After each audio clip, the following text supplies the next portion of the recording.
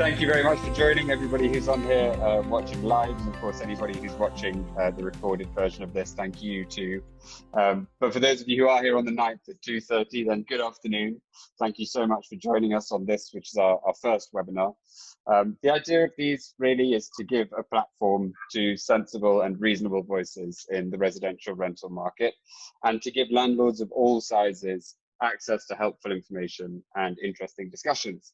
Of course, usually we'd love for these meetups to be in person, but we know what Boris's current views on in-person meetups are. So for now, we'll have to make do with Zoom. But I think a really important thing to say before we get going is thank you, the speakers, so much for joining us on our first webinar. This is really the beginning of a journey for ARK and for us as a company.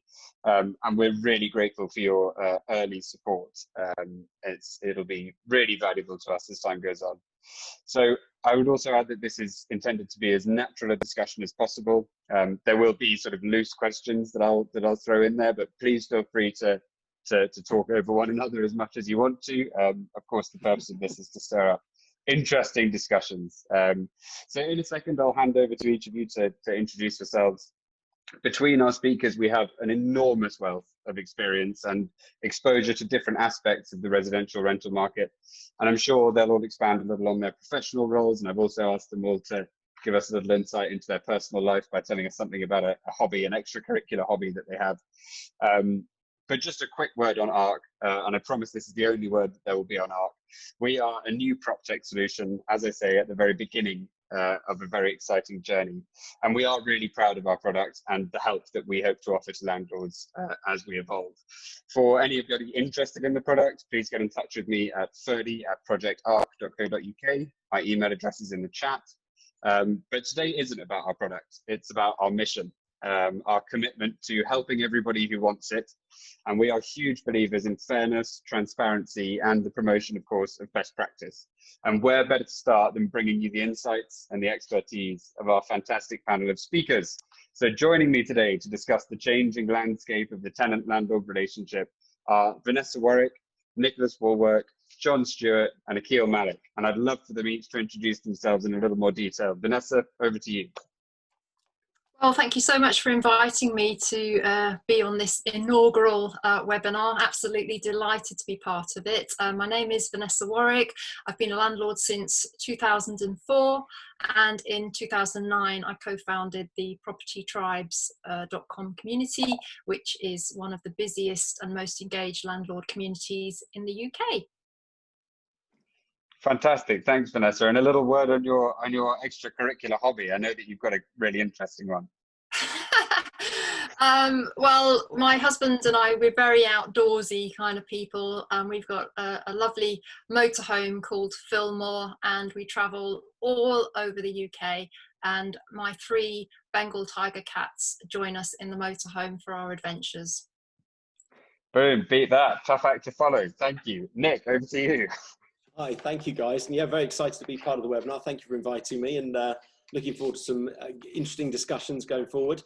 Our main business is the Red Brick Group. We're mainly investors and property developers. I've been investing personally in property since the year 2000, the year I graduated, and bought my first HMO where I rented out multiple rooms in there. I had 3 tenants eventually with myself before I moved on and started investing in further properties, and really sort of moved more into property development the latter half of those 20 years.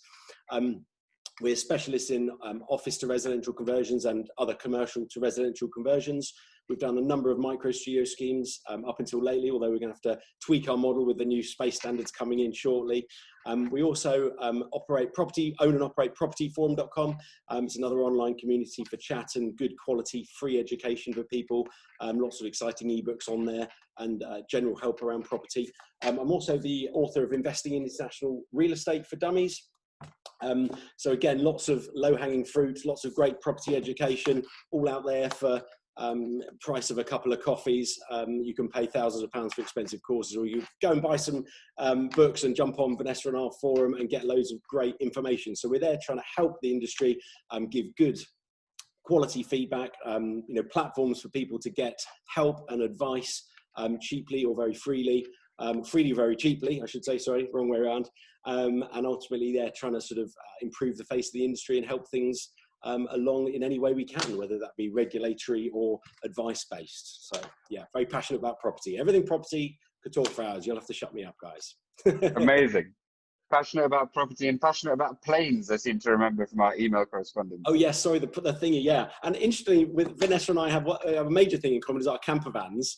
I've got an old VW split screen camper van, which we sort of, we don't do quite so much touring because it wouldn't get there. If Vanessa and I did be a tortoise and a hare race, it would take me weeks to get to Scotland or something. But we do putter around in it with the kids in the summer. And I'm also almost, qualified PPL, so learning on my Tiger Moth aeroplane, which is quite exciting. So. Pretty cool. Pretty cool. And John, please feel free to introduce yourself. Thanks, Ferdinand. I'm John Stewart. I'm the Deputy Director of Policy and Research at the National Residential Landlords Association. We were founded in April this year through a merger of the old National Landlords Association and Residential Landlords Association. We represent over 80,000, mostly small and medium-sized portfolio landlords across England and Wales, and we offer advice and support, training and representation. We campaign on behalf of the private rented sector and landlords, making representation to government at every level, Westminster, the Senate in Wales, and local authorities. We carry out research, regular surveys, commission independent research as well. We use that as an evidence base to make sure that our policies and policy developments and our responses to government and other stakeholders' proposals are based on evidence rather than opinion. As far as I go, I'm a member of Outdoor Lads, which is an outdoors group for gay, bi and trans guys. So I get the chance to travel over the country, camping, hosteling, hill walking, water sports, not climbing. There's too much weight to get up a cliff face on me. Unlike Vanessa, I have a Bengal cat. Amazing. Wow, what strange parallels we're already starting to draw. Yeah, and then finally, last but of course not least, Akeel Malik, who's actually sitting opposite me, so I'm just going to have to mute. Thanks, everyone. Yeah, my name's Akeel. I run the Urban Splash Residential Fund, which is a portfolio of private rented sector homes like the ones behind me. Try to focus on iconic and design-led buildings in association with Urban Splash, the developer. And we started ARK also really as an effort to share some of the learnings that we've had in managing our rental portfolio and to work with other landlords to establish a bit of best practice and learn what works for them as well. And this webinar, and hopefully the first of a series, is aimed at hopefully letting other people access that information and knowledge also. Fantastic. Thanks so much, everyone. Thank you for your introduction. So I'm sure you agree, a pretty expert panel. So I'm sure we're going to get some really interesting discussions going. And in an effort to start those, let's dive straight in. So Vanessa, I'm going to put this first question to you based on your wealth of experience, not only as a landlord, but also in your role as the founder of propertytribes.com, which of course gives you unique access to the thoughts and concerns of landlords across the UK. So if I may, it's quite a big question, and answer it however you like, but how do you think the tenant-landlord relationship has evolved over the time that you've been exposed to the residential rental market? Oh, what an interesting question to start with. I started in 2004, as I mentioned. For me, it actually hasn't changed because I've always been of the opinion that the tenant is my client, and I am contracted to provide them with a safe and compliant home, and I've always endeavoured to do that. I've only really managed one or two properties myself along the way, properties that were close to us, but for the largest part of our portfolio, it's all been managed on a fully managed basis by lettings agents. And again, it's so important to work with an agent that you feel represents you as a landlord, because I want my agents to talk to my tenants in the manner that I would communicate with them myself. So from a personal perspective, I don't think it's changed. I've always run it as a business. I've always put myself in my tenants' shoes and tried to consider their wants and needs, and try and help them if they've got into any sort of difficulty. But I think certainly in the media, that kind of relationship has very much changed, and it's very much kind of been a lot of anti-landlord kind of sentiment around, and lots of tenant action groups and tenant unions formed because of rogue landlords, etc. So landlords are definitely in the media spotlight, and this is why it's so vital, the work that the NRLA do, because they're our voice. They are in the corridors of power. They can influence policy, and they can put forward the good stories about decent landlords, because the vast majority of landlords in the UK are there to offer a safe and compliant home. Unfortunately, it's only the minority who are rogues or criminal landlords that cause the problems and create the media headlines. And that's something, I don't know if there's an easy answer to that or not, but all we can do as individuals, as individual landlords, is just do our best to provide a safe and compliant home for our tenants. Fantastic. Yeah, I mean, I think it's it's definitely something that seems to be lacking from the rhetoric surrounding landlords, isn't it? That the stories about decent landlords are few and far between compared to the sort of awful stories that we hear far too much about. So I think we all agree that the idea of a sort of us and them is really harmful and actually damaging for everyone involved in the residential rental market. Nick, rather than creating a distance between tenants and landlords, do you think there are any steps that landlords can take to improve the relationship they have with their tenants? Yeah, I mean, absolutely. I think communication is key. Like Vanessa, we've always run our properties treating our tenants like customers. I think the only thing that's really changed is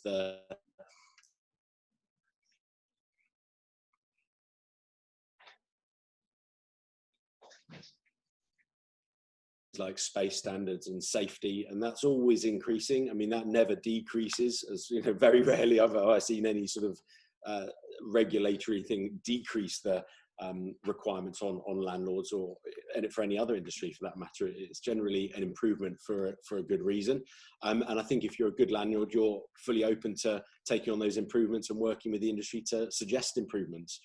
In terms of sorry, can you remind me the question? I deviated a bit there. I was answering Vanessa's No, question. don't worry. It's always good to deviate, broaden the discussion. Yeah, it was really, do you think there are any steps, simple or otherwise, that landlords can take to improve the relationship that they have with their tenants? And I think you mentioned something that we all consider really important, which is a clear channel of communication and being open and transparent with your tenants. And I wonder whether any of the other speakers have any insights on that. I can jump in if that's all right. Yeah, I think that the one thing we've learned, and the past 9 months or so has really driven home to us, is the more contact we have with our tenants, the better, and clearly wanting to make sure that that's in a manageable form so that it can be properly processed and responded to is important to us.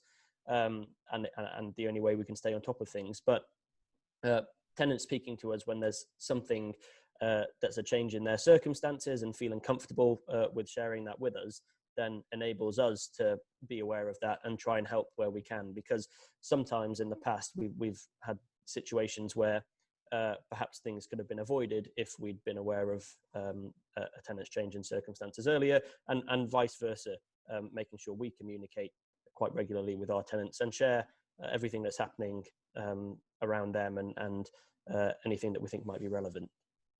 I would just add that I think COVID-19 has definitely, put a spotlight on the landlord and tenant relationship, and I think that those landlords that had good relationships, good communication, who'd nurtured those relationships prior to the pandemic, will have fared a lot better than those landlords that didn't have that connection with their tenants. So in a strange way, and maybe John will elaborate on this, I think the pandemic has actually heightened how important these relationships are, and put that spotlight on it, which is actually one of the positive things to come out of all of the COVID-19 fallout that's been going on. Yeah, yeah, absolutely. John, over to you. Sorry, go ahead. Very, very clear that, I think we all agree that it's not a property industry, it's a people industry. The property is a product, but your tenants are your customers. And Vanessa's right, COVID has thrown up particular challenges, I think, across the sector, around about access, communication, and landlords for the first time facing rent arrears who've had perfectly good tenants for potentially years and years, whose circumstances have been turned on their head in almost an instant. And it's how you manage that relationship. How I think Vanessa's right to an extent. I think COVID will have improved communication between landlords and tenants in one way, but I also think there are going to be a lot of tenants out there who, for the first time in their lives, are facing rent arrear situations, who aren't able to pay the rent, and who don't know how to react to that. They may well be nervous of talking to their landlord about how to manage that situation. So, the landlords who have had that, to be honest, tenants who landlords have probably been quite happy to leave well alone for a period of time. If the property's in good nick, you're getting access for your safety obligations and the rent's being paid, there's not really an awful lot for a landlord to do in that situation. So I think, the communication is going to be key, but it has to work both ways. And tenants have to have the confidence to be able to approach their landlord. And it's not an across-the-board sector. You're asking what's really changed. I think what's changed is who's living in the sector, particularly over the last 20, 30 years. We're a very diverse sector now. It's not just students and contractual workers. We have far more families in the sector. We have people who are choosing to live in the private rented sector, the growth of high-end quality rentals. We're seeing a lot of growth in HMOs and more welfare claimants in the sector as well, partly driven by the affordability of benefit levels and the like. So it's a much more diverse sector, and just as you can't categorize landlords all the same, you can't categorize tenants all the same. So communication, very, very important. Understanding the circumstances of your tenants, and actually for some landlords and for first tenants, for the first time ever, having to have those difficult conversations that haven't had to be had before, and how you react and deal with that. And I think from a landlord point of view, when we started with COVID, there was a thought, well, 3 months, 6 months, we'll be back to normal, we can see that through.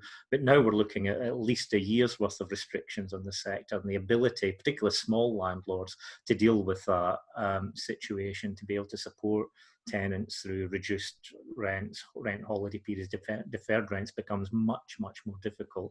And that's where a lot of our lobbying's focused at the moment, is getting the government to step in to that gap and try and save what are sustainable tenancies in the long run, tenancies that have been successful, but that have now potentially are about to break down because of COVID and the lack of government support. Can I add something, actually, guys? I think what's Please important, do, yeah. treating your portfolio as a business. You need a wider breadth of skills now than you used to. You used to be able to be an occasional landlord, the odd buy-to-letter, and buy a few houses, rent them out, and it would be fairly easy to give it to a local agency. Now there's much more competition. You've got to be much more on your game, and with all the regulation, all these kind of things creeping in, you've got to really know your business. Leading on from what John's saying there about people for the first time going into arrears, what I think is really important now as a business owner is to understand the social housing aspect, to understand the benefit system, universal credit, where you've got tenants going into arrears that have been made redundant, whatever their circumstances, and they can't afford the rent. Rather than looking to evict them and they'll hang on as long as they can, rather than looking to evict them, you could work with them to educate them and get them speaking to the right people within the councils to claim the right benefits, so that at least you're getting some rent in. And that might be it might be 2/3 of the rent that you're being owed, but actually that will be okay for the next 6 months. And COVID has certainly taught us that. We've worked with it's only a handful of tenants, to be honest, with getting them speaking to the right people in the council, understanding what they can and can't claim.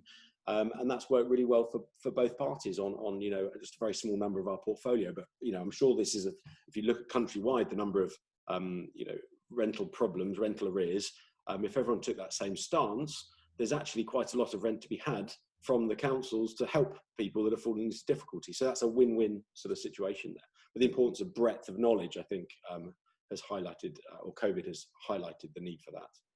Yeah, I mean, we're very fortunate as landlords that in a way we do have access to what could be, considered guaranteed rent, and that is universal credit or housing benefits. So we actually do have the government in the background there to support tenants if they get into financial difficulty or face redundancy or whatever it might be. And of course, we're going to see a lot more of that, I suspect, in 2021 as the furlough unwinds and the true magnitude of the COVID lockdown fallout comes to fruition. Yeah, I think social housing, sorry to keep jumping in, but on this topic, it's very topical because what's the day? Wednesday. Yesterday, we met with a council officer in the housing department, one of the senior guys there in one of our local boroughs. And he said, we're going around to developers now looking to take on large chunks of their stock, the social housing element. They are paying almost full market rent, 10% under if that. And where tenants top up with other benefits to pay the bills. And he said, we're the largest tenant provider in the country, in the county. No one even realizes it. All these private landlords are out there trying to rent to public, professional tenants and whatever. But actually the social market now, the governments are finally starting to turn around and give the right benefits to the right people in the right scenarios to help with this. And it was very interesting to see how high the rent levels they were prepared to offer us for some of our units. It was shocking, actually. It's in line with what we'd be getting from a professional tenant. So that's quite interesting. We're looking to explore that because that's a really nice thing, for me to, want to be able to be involved in, is the social housing aspect to help people most in need at the same time as providing a quality service. So that's a really interesting part of the sort of market we're going to be seeing grow, unfortunately, as Vanessa pointed out. That's a really interesting insight, possibly something that that lots of landlords might not have considered. Really, really helpful takeaway. Thank you very much. And Akeel, what do you reckon? Do you think that there are going to be any sort of lasting behavioural changes, either for tenants or for landlords that will result from this sort of chaotic 8 months that we've had in the UK? I think I echo a lot of what Vanessa said in the sense that I imagine that the relationship between landlords and tenants varies quite significantly across different landlords across the UK, and I think ones that already had a fairly close relationship will probably continue. I think it will exacerbate though, and there is potential for it to cause a bit more conflict when people are stuck at home for a lot more hours in the day, and all those problems that previously may have taken a few days to fix or weren't responded to as quickly as a tenant would like, suddenly become a lot more urgent and more pressing. So I do think there is perhaps a bit of pressure on we feel as landlords to up the game a little bit in terms of customer service and responding to the things that our tenants might point out. Yeah, I think that segues really neatly into a consideration about the notion of a property portfolio as a business, which I think, if changing course slightly, I'd like to address a little bit. So I think lots of landlords do take their portfolios very seriously and do run them like a business. But John, can you think of anything that makes it very difficult to run a property portfolio like a business in 2020? What are some of the things that make it hard to run a property portfolio as a business? I think you touched on it already, the level of regulation that is out there and the piecemeal way that it's been put together. That we've had a period over the last 5 years where, rather than having bills coming through the housing ministry and in a coordinated manner, we've had legislation tacked onto any convenient bill by whatever department. So we've had the retaliatory eviction legislation tacked onto the deregulation bill. So there's a bill that by its very name is supposed to reduce regulation, but for the private rented sector, it had 5 or 6 baubles hung on it for increased regulation for us. You know, the energy efficiency regulations sit with BEIS. We are dealing with DCMS, Department of Culture, Media, Sport at the moment, over access for broadband. We deal with the Department of Work and Pensions over benefits, Treasury for taxation, the Home Office over right to rent. So, you know, there are 8 government departments involved in regulating the private rented sector, and over 170 pieces of legislation now. So that complexity, I think, makes it very difficult for landlords to stay on the right side of the law without support, either through an association or through using an agent. And, you know, it's also become so much more of a paper trail now. You know, you have to evidence that you've checked your smoke alarms on the first day of the tenancy, evidence the fact that you gave the gas safety certificate before the tenancy started, evidence the fact that you've given the tenancy deposit information and the how to rent guide and the EPC and the, you know, and you get to the point where you're handing over a tenant a 120-page booklet of information that you have to give them, and they look at you like you're daft, and you look at them and shrug your shoulders and say, well, the government says. So I think that's one area, just the complexity of legislation, the fact that it's not done in a coherent and cohesive manner. And the other thing is the fact that government doesn't really treat renting much like a business, unfortunately, through the tax system and the like. So on the one hand, we're treated as a business in terms of regulation and what have you, but then you have the Section 24 restrictions on mortgage interest relief, for example, differential tax rates on stamp duty and in capital gains and the like. So the government really doesn't know whether it wants us to be investors or to be businesses.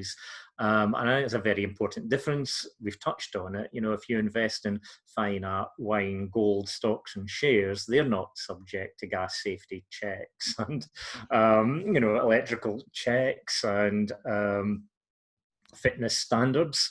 So I think, you know, the government really needs to have a rethink over the way it treats residential property. I think that's a big barrier for a lot of people, is navigating the regulatory system, but also the tax system that sits around private renting. You could argue, John, on that last point, you could argue that the government is trying to make us treat it like a business by making Section 24 tax and other things on privately owned properties and small buy-to-letter style investors, you know, either get them out of the market, as harsh as it sounds, or push it larger.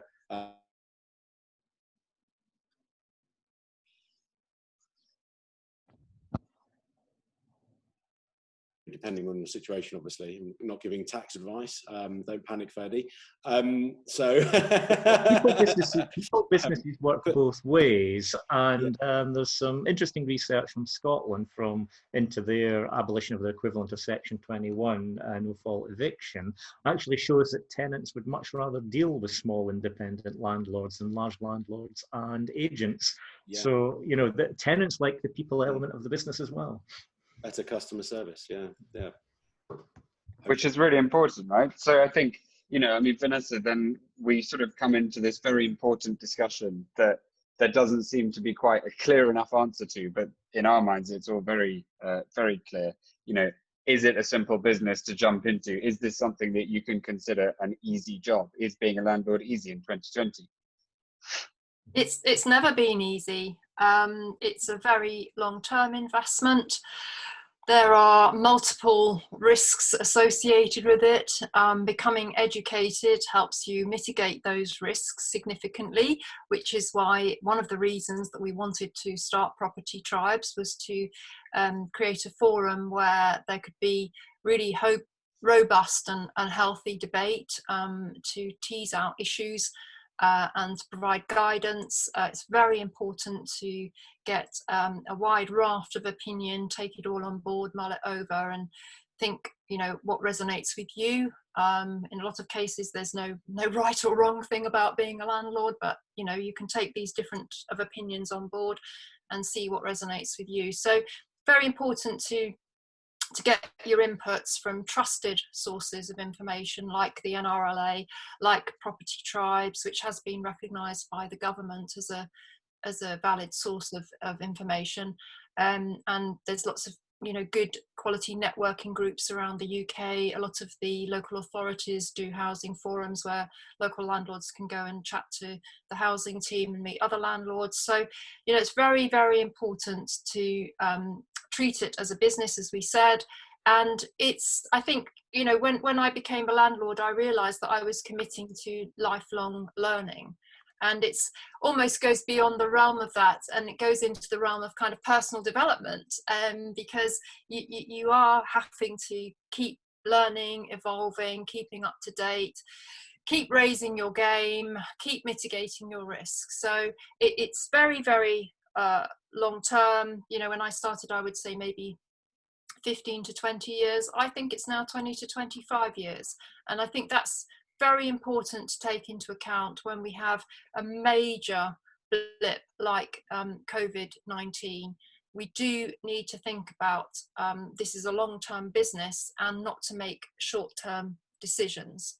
And that's maybe something we'll chat about a bit later.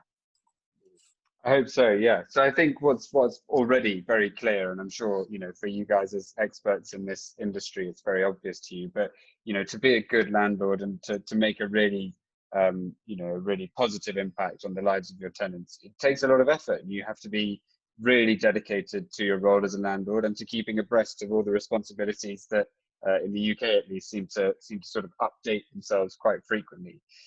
So I know, both Nick and Akeel are involved in the sort of investment aspect of residential property too. And, to both of them, although perhaps initially Akeel, I know that the Urban Splash Residential Fund is doing a raise at the moment.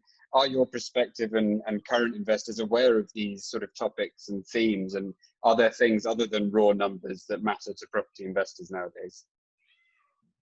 Sure. So there are a couple of different angles on that, I suppose. One, our investors, so we're relatively small as funds go. Currently about 30 million of assets under management, but currently on a £100 million fundraise and hoping to over time grow this to a large £1 billion portfolio spread across the UK. So the investors we're speaking to range from high net worth individuals who are looking to get exposure to residential property without the headache of managing it themselves, and perhaps don't want to build a business that's focused on managing a residential portfolio. And then increasingly also conversations with institutional investors who for a long time have been put off by the prospect of investing in residential in the UK compared to other countries. So in the UK, only about 3% of the private rented sector is owned by institutions. Vast majority is private buy-to-let landlords, compared to the US and Europe, Switzerland, Germany, where institutional ownership is more like 40-50%. So the conversations we are having are that investors are aware of the challenges and difficulties of being a residential landlord in the UK, and is one of the reasons that they've perhaps held back so far, and one of the blockers for them. But I think one of the important things which has perhaps been alluded to, is this sharing of knowledge. And I think that as there are residential landlords that build scale and end up having full teams that are working very closely with the government regulation and staying on top of best-in-class management practices, that information is shared rather than just hoarded or treated as some sort of competitive advantage. Because I think that that's the only way that the industry as a whole can improve, is if there is this open sharing. And I think what Vanessa and Nick and the NRLA are doing is great, and is this providing a platform that everyone has access to is really admirable. I think what's slightly concerning is that there is a bit of a then fragmentation or separation of some of the institutional landlords that have talk about things from a pure build to rent perspective, and not necessarily sharing or learning from the experience of people that have been managing residential property in the UK for 10, 20 years. I must apologise if you heard a cat squawking in the background there. It was Dylan. He wasn't doing a very good advert for pets in rental homes, I'm afraid. He was cheering me on, I'm sure. I know, sorry. I hope my husband shut him downstairs. Sorry about that. Don't worry at all. It's good. It's a bit of a sort of natural Zoom feel. It's good. It's bringing a bit of personality into the event. So I think, so there seems to be a sort of gulf that exists really between institutional landlords and maybe the more traditional buy-to-let guys who, historically would have been known as the landlord, right? So, some of the major differences revolve around customer service and how institutions consider this in a much more sort of formulaic manner, how to address this notion of tenant satisfaction. And they also spend a huge amount of time investing in their sort of image, their brand, and a lot of institutional landlords, I think, try very carefully to sculpt a very specific identity for their portfolio. And do you think, I'm willing to open this up to the floor, Nick, Vanessa, John, Akeel, do you think that this is something that we are going to see happening among sort of more traditional landlords? Is this sort of brand focus going to become important, an emphasis on tenant satisfaction maybe? Well, I would say that, one of the big things that COVID has done, which again is positive in my opinion, is it's amplified the rate of change in the sector in respect of the use of digitization, digital tools and products and services. They really came into their own during the lockdown and so on.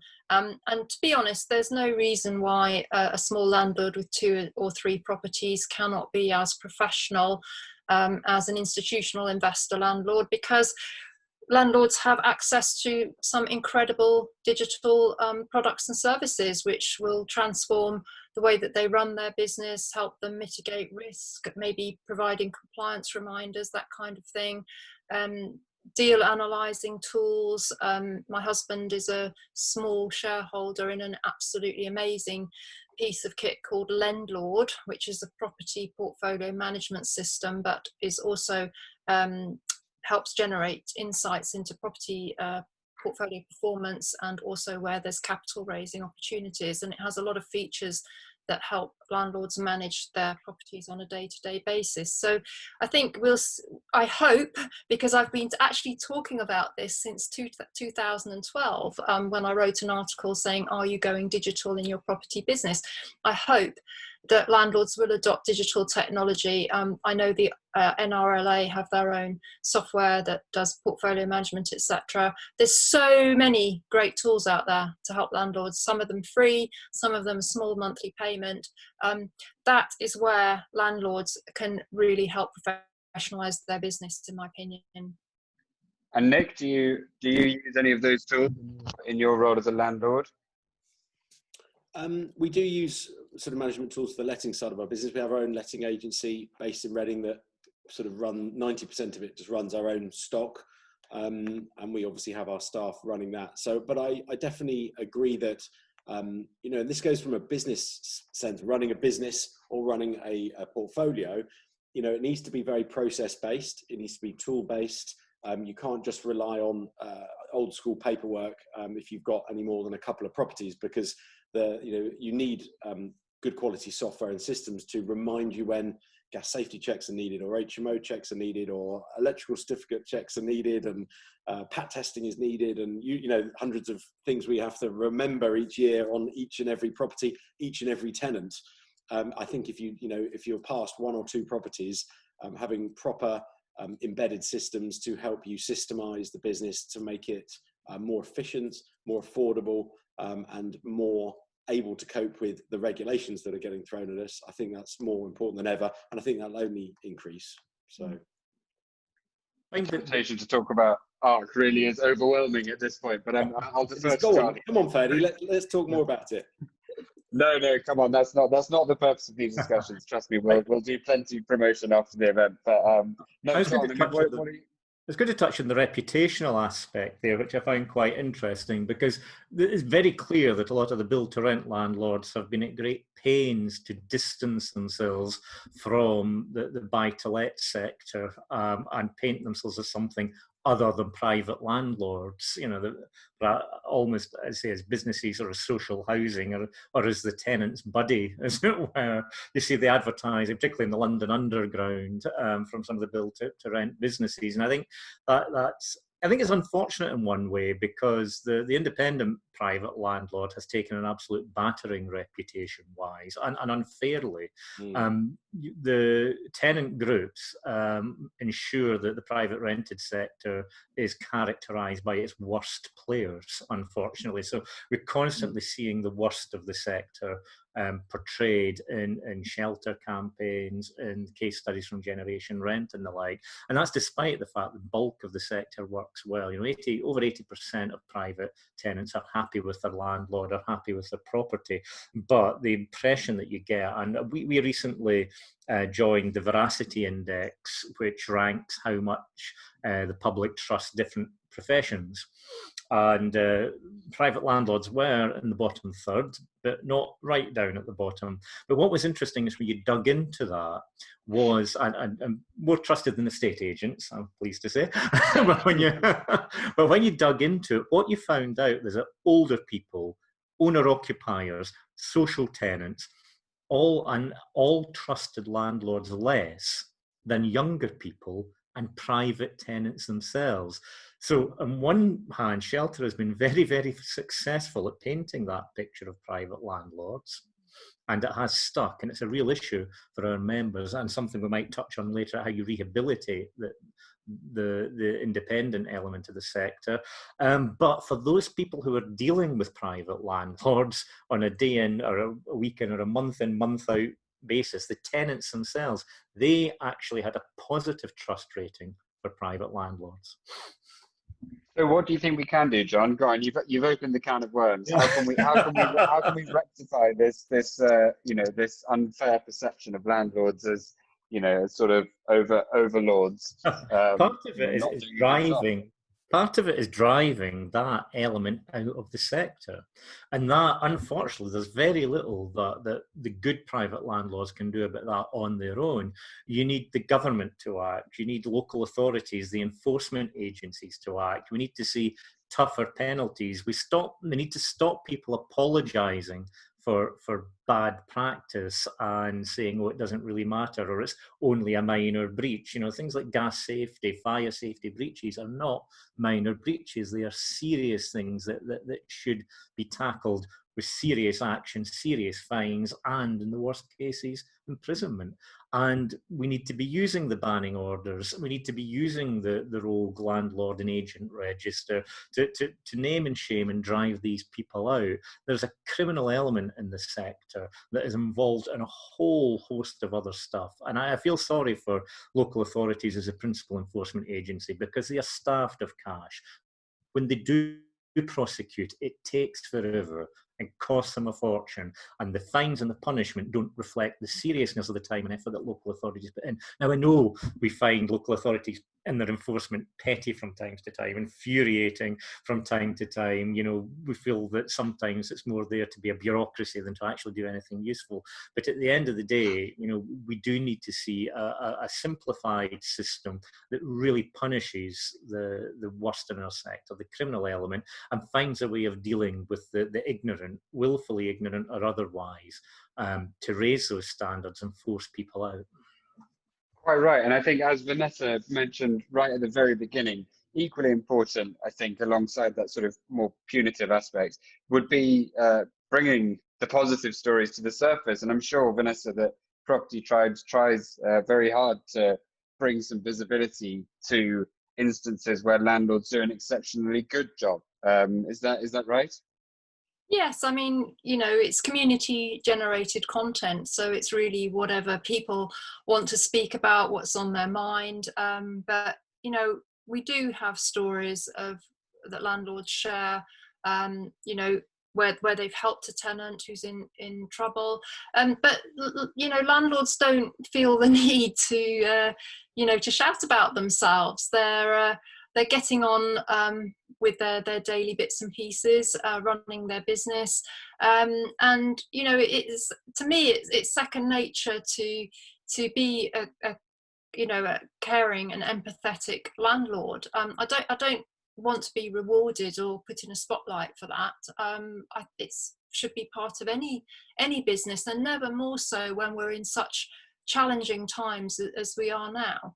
So you know, we do have positive stories, and sometimes we have comments on there that go completely against the ethos of our community, in which case they're deleted. And the very occasional comment might be some suggestions of how to get rid of a bad tenant. Outside of the law, we don't allow those kind of conversations. They immediately get removed. So we try and present good quality community generated discussions where lots of different views are shared, where there's respectful and robust and healthy debate, and that people can learn from that and grow as a landlord.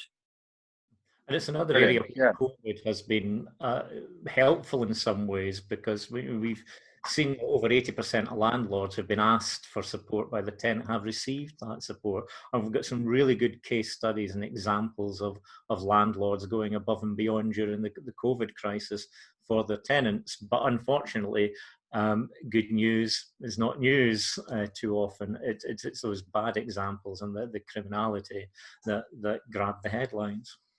No, I mean, you know, landlord helps out struggling tenant by giving them a 50% rebate for 3 months. It isn't going to make the Daily Mail, I'm afraid. And, you know, a lot of these mainstream publications are desperate to grab eyeballs, and they're all in competition with each other, and they're going to go for what I call a hand grenade type story, where everybody goes, got to dive in on that and see what it's all about. And unfortunately, you know, a decent landlord doing a decent professional job is not going to score very high there. But I think it's good what Landlord Zone have been doing. They've been running a series called Hero Landlords, just documenting different landlords, how they've been helping tenants throughout the pandemic. And also the NRLA have been doing some extremely good work with stories. One in particular stuck in my mind of a nurse who was helping fight the pandemic and was relegated to living in a garden shed in her parents' home. And when you hear these very human stories, you realise, you know, there's got to be a balance between the landlord and the tenant narrative, because it's not one-sided. We're not all nasty, horrible, greedy people that want to be driving around in a Ferrari and living in a mansion. I've been in property for 18 years now, and I have a reasonable lifestyle, but I ain't sitting on a beach in the Caribbean, even if I could. So yeah, we've got to help the narrative about landlords, and that the vast majority of us are just decent, hardworking people.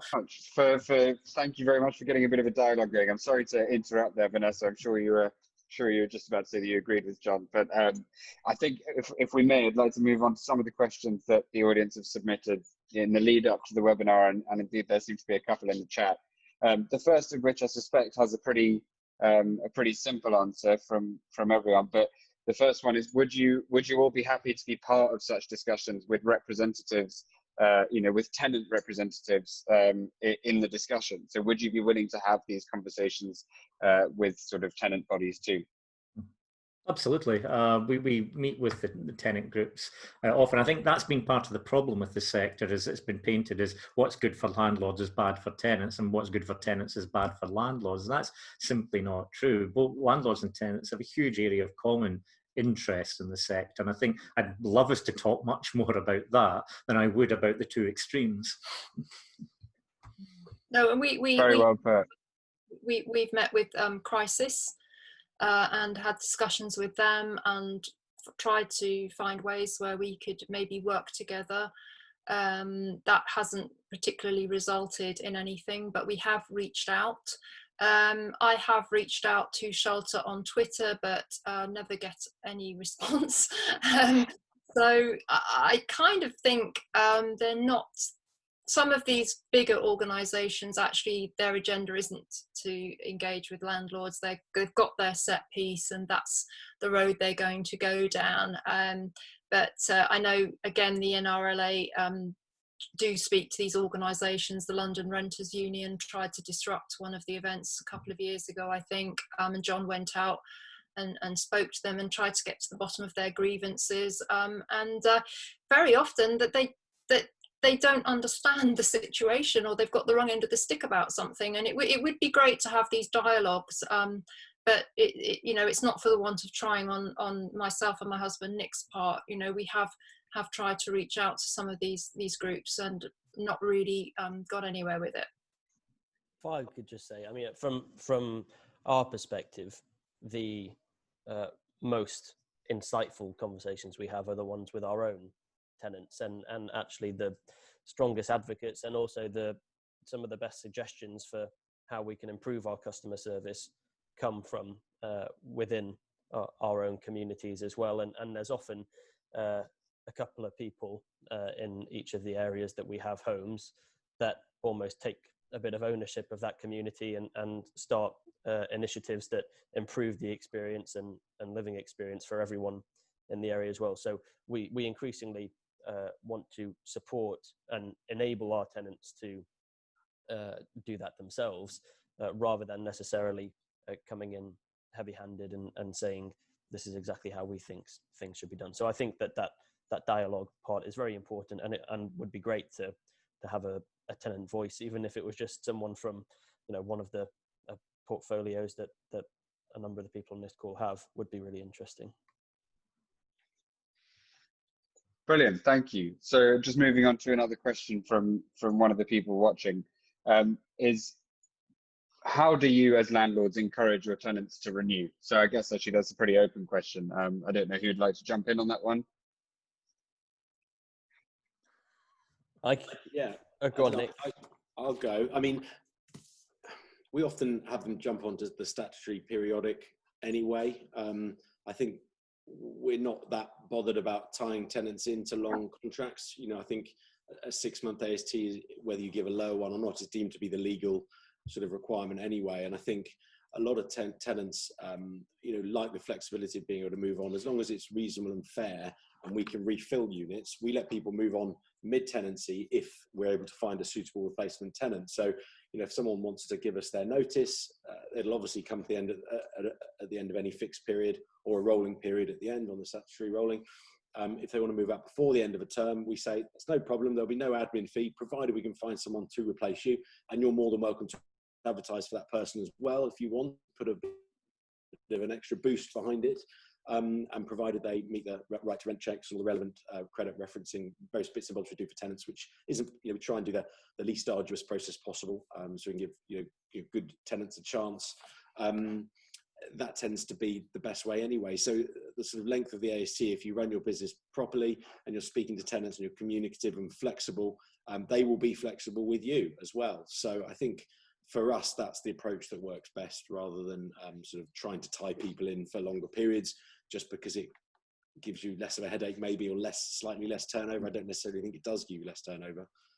If people need to move on, they need to move on. So then you're actually having to deal with more people stuck in the middle of a tenancy having to move on. So that's kind of the way we deal with things. I would say, Ferdy, that I don't put up the rent if they want to renew or go on to periodic. I just leave the rent the same. And I've had tenants 4, 5, 6, 7 years in some of our properties, and not put the rent up. And I think in this kind of very volatile and critical time that we're in at the moment, even more important not to think about raising rents. I think, you know, tenants that pay their rent on time, look after the property, are gold dust, incredibly valuable, and I don't want to upset the apple cart by suggesting a rent rise. I did actually have a tenant renew last month, and they asked for a rent decrease. They're London in a 1-bed flat in East 14, and my letting agent pointed out to them that they hadn't had a rent rise in 5 years.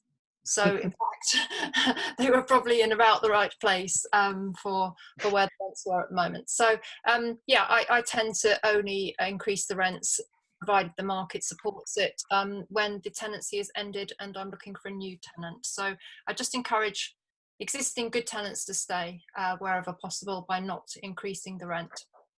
Yeah, I mean, really agree with that. And I think that the benefit of having tenants in there that you can rely on and have a long-term relationship with pays dividends, in the sense, you know, biggest cost for us is any voids in the portfolio, redecoration, marketing, lost rent during that period. So doing what we can to encourage existing tenants to stay is important. A lot of that, again, loops back to that customer service element. So making sure people have a great experience when they're renting from us. And actually, we take a slightly different approach to the one that Nick mentioned, which is increasingly looking at longer term tenancies, even up to 5 years, but with very clear break clauses and a short notice period of 1 month or 2 months. So that the reason for that being, one of the concerns we heard when we spoke to some tenants was a fear that the landlord might decide to sell their house or the house that they're renting next year or in 6 months' time, leaving them in the lurch. And so we seek to provide a bit of comfort on that, saying, no, we're here for the long term, but if you want to leave sooner, you can. Yep. Anything from you, John? Would you like to add any insights? No, not much to add to that. You're right. It's about customer service. It's about making sure that if the property is right for them in terms of work and family and the like, then you are as responsive as you can be for repairs. You make sure the rent is fair, and you just make sure that moving is a risk to them, I suppose. You know, that it's as good a property as it can be for them where they are at that point in their life. But you know, people's circumstances do change, and you have to accept that. We've got one tenant at the moment where I'm looking, and the age of the kids is getting to the point where that property is not going to be suitable for them. And they've been great tenants for 5 years, but I fear we're going to lose them, and there's not an awful lot we can do about it. We have discussed potentially creating a third bedroom in the property, but it may be that they'd rather have move out and have a bigger home, and we'll just have to wait and see how that goes. But in the meantime, it's about, you know, ensuring the decoration's decent, dealing with the repairs, you know, sorting out any niggles that they have. You just make sure that property is the best property they can have for the budget they've got and where they are. Absolutely.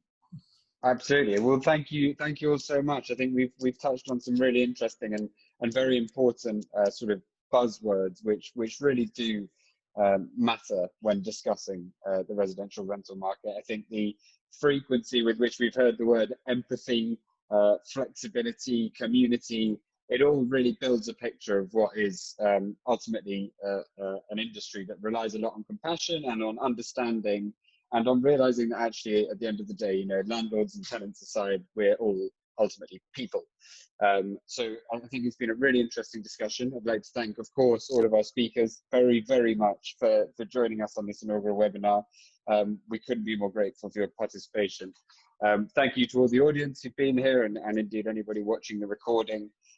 We will in the future run more of these. We hope that 2021 will allow us to do some real events where we can meet landlords, tenants, any participant in the market in person. And please continue to check ARK's social media accounts for those details, and indeed for details about our product, about which we would love to give you some more information. But for now, I think that concludes today. Thank you all so much, and please do keep in touch with us over email or over social media. Thanks so much, and have a nice afternoon. Bye bye.